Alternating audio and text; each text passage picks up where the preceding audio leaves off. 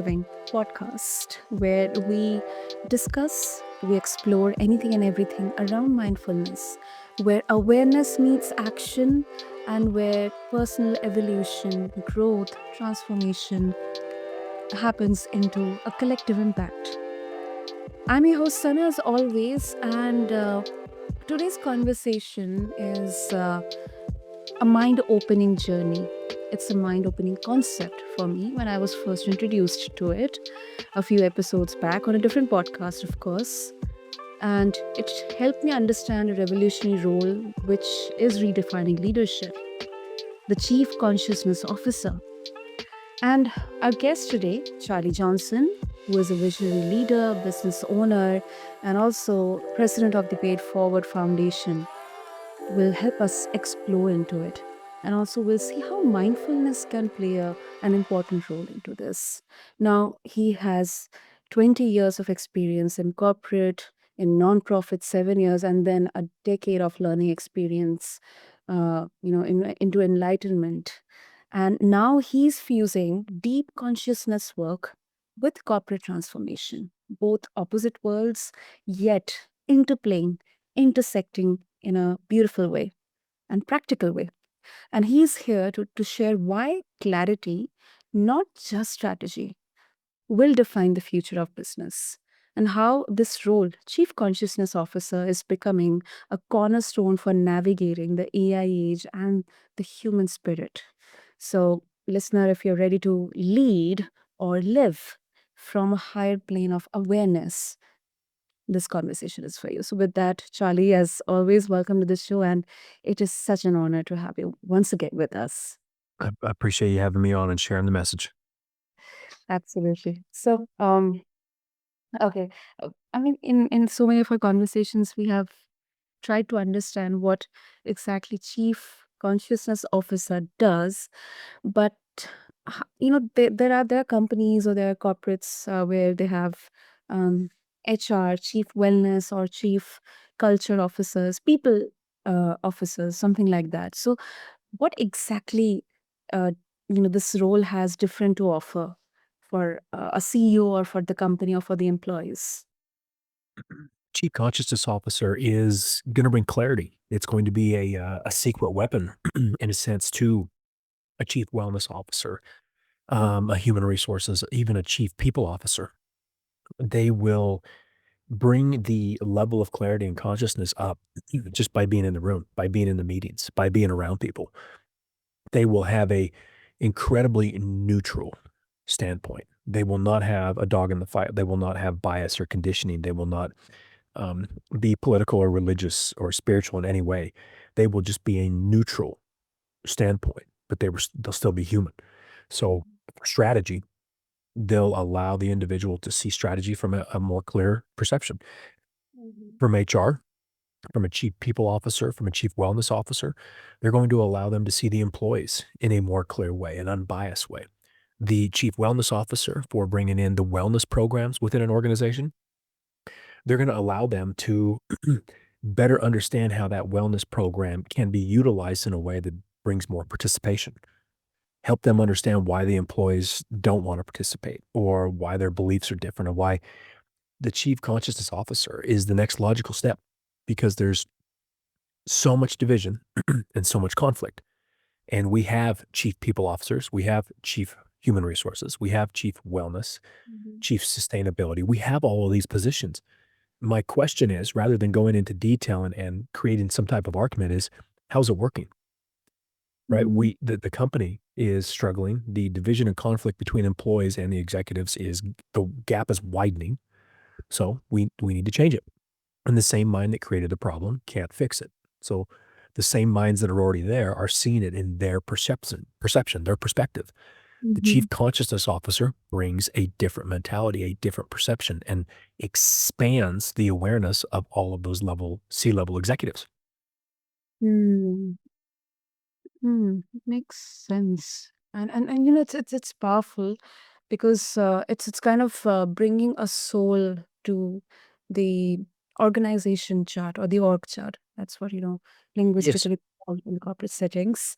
Um, but I imagine that some leaders may find this concept too woo-woo, for boardroom conversations because, after all, at the end of the day, it's all about numbers and profits and everything.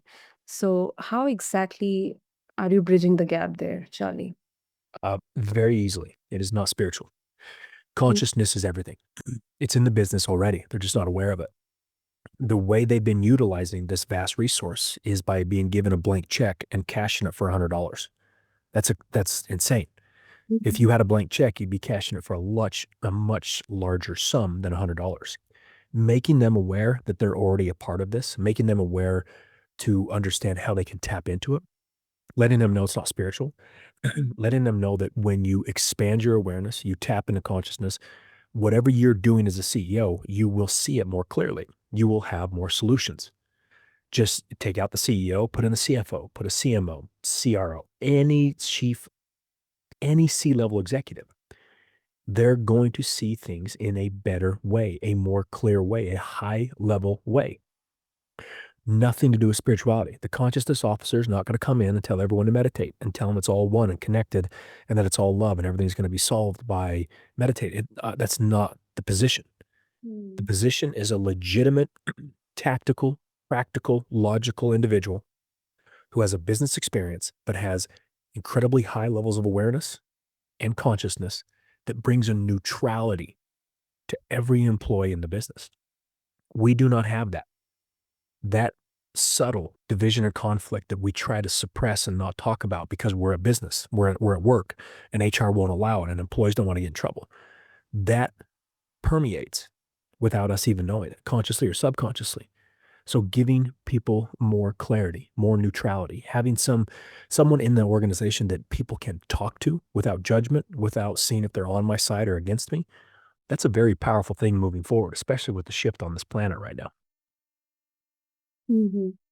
So, Charlie, let's imagine a scenario. So, let's say you are the chief consciousness officer of an organization, 100, maybe more than 100, 200 people in there. And you what will be the first step in there to maybe analyze or understand or plan to where exactly how to exactly execute this idea of consciousness, or get a hint of whether it's there or it's not, or something it has been worked upon or not. I mean, what will be like from day one? Just be there. Start asking questions, start observing, start being in meetings, get to Mhm. know people, um, wander around, just like you're introducing yourself, like you're speed dating in a sense. Sit down with them, go to lunch with them, go to coffee with them, be in individual meetings, group meetings, C-level meetings, go to customer service meetings, listen to them, and truly just observe and absorb, so I can get to know their fears, their worries, their ideals, their beliefs, their what they like, what they don't like. Truly just observe. That's what the universe is doing. It's just observing, right? So a chief Mm. consciousness officer would report to the CEO, but they'd really have no authority over any other part of the company. They would be a tool, a tool that any part of the company could use, any C-level executive could use. So they would just be observing. I would assume they'd be in meetings, they would travel, and they would just be there. They would be there like, yeah, they would just be there observing. And then when needed, that piece of advice or that piece of information or a different question or a different perspective would Mhm. be talked about, and it would shift everything. Mm. And what I mean, you also talk about the consciousness training program. So how exactly does it work in the corporate setting? I mean, can you share any tangible shifts you have seen in an individual leader or an organization as a whole? Well, yeah, I mean, the same type of shift that's happening when your listeners listen to this, they can't unhear that they've been swimming in consciousness their entire existence. So once they know that, it changes everything. So it changes the individual almost immediately. It only takes 10, 15 minutes of talking about consciousness, telling them that the mind is the middleman and the middleman is what creates all the issues.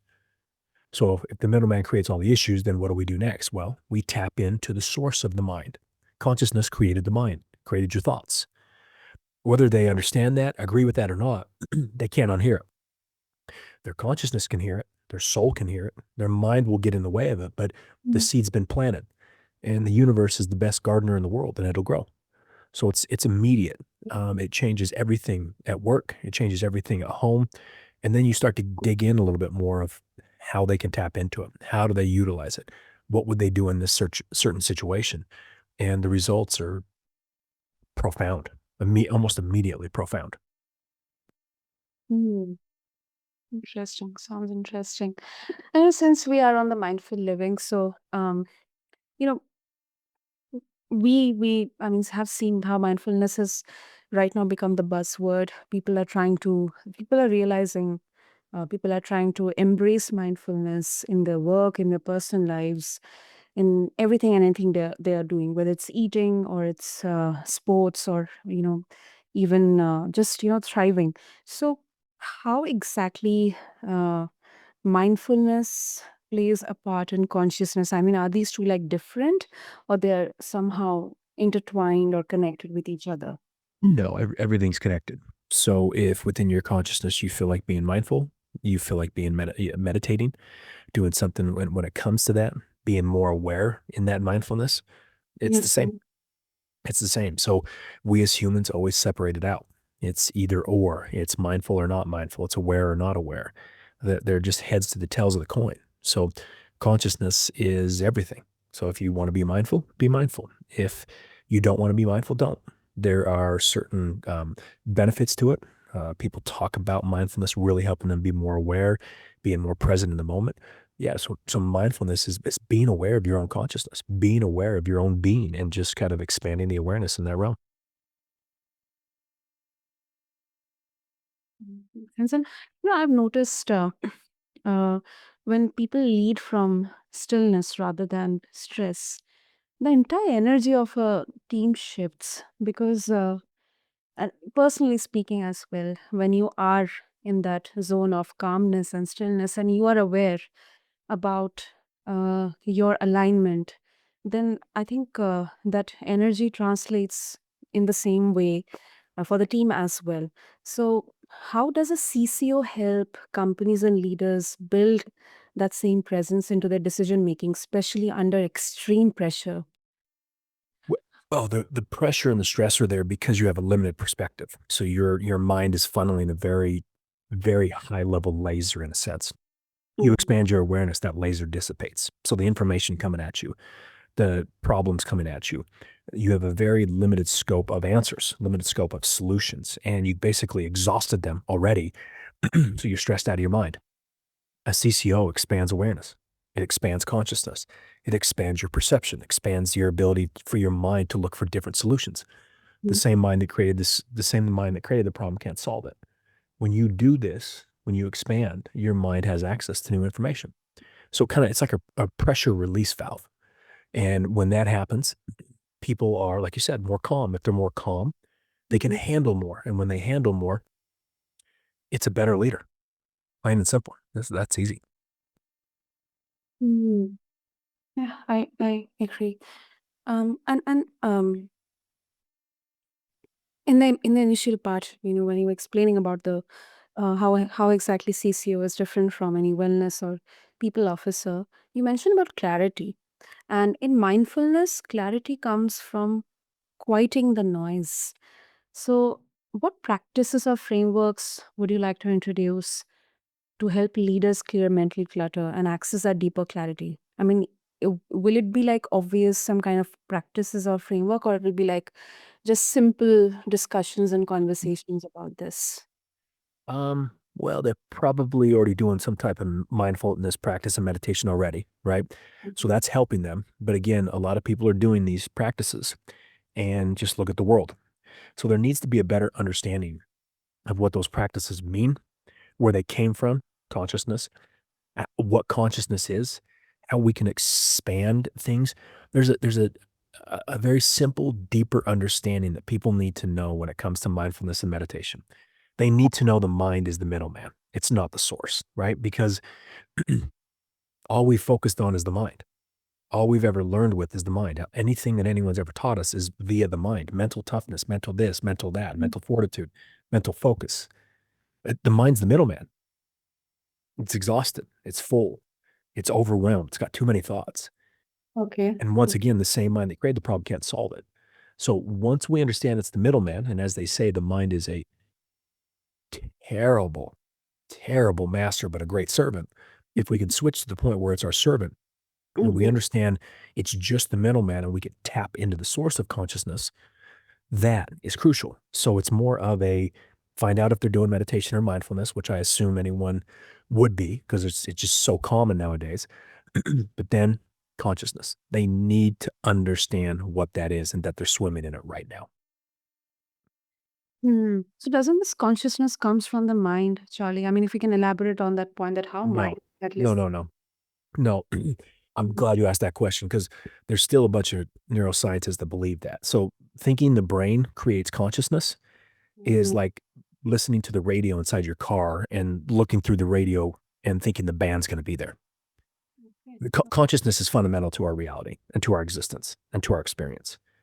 There's tens of millions, if not hundreds of millions, of near-death experiences where the heart's gone, the body's gone, the brain, the EKG. There's nothing. So there's no mind, and yet they can tell you everything that happened in the doctor's room, what the doctor said. What consciousness is not. The mind is just a filter. Again, the mind is just a middleman. The brain is just a middleman. To think that again, no, that consciousness is fundamental. It's who we are. It's where we came from. It's where our mind came from. It's where our thoughts came from.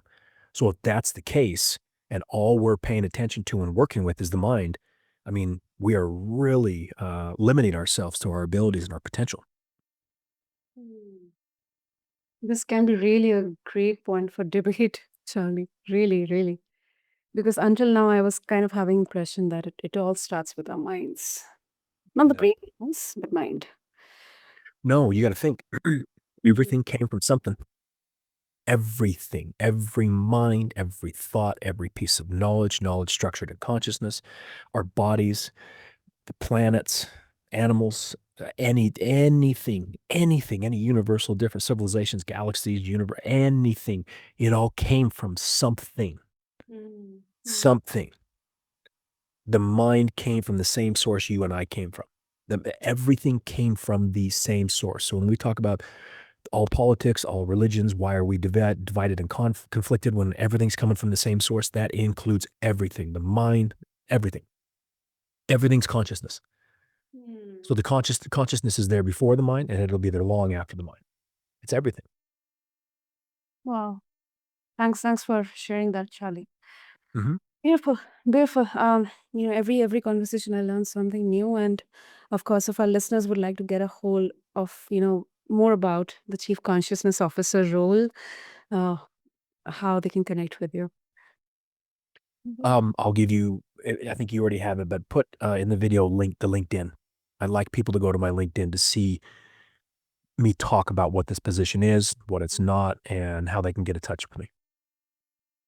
Great, great, and Charlie. Once again, thank you so much for expanding our conscious and perhaps even our definitions of leadership. I think consciousness may be invisible, but we I what I have realized today, and I was saying for our listeners, its impact is hugely profound and deeply, deeply needed right now in today's every kind of landscape. So thank you so much. Thank you for having me on again. Appreciate it. And to all of our listeners, I'll just conclude the episode with just one question. What if your next breakthrough isn't just a business book or a strategy deck, but it's in the stillness between thoughts? Try to think about this. And until then, keep leading and living mindfully. Thank you.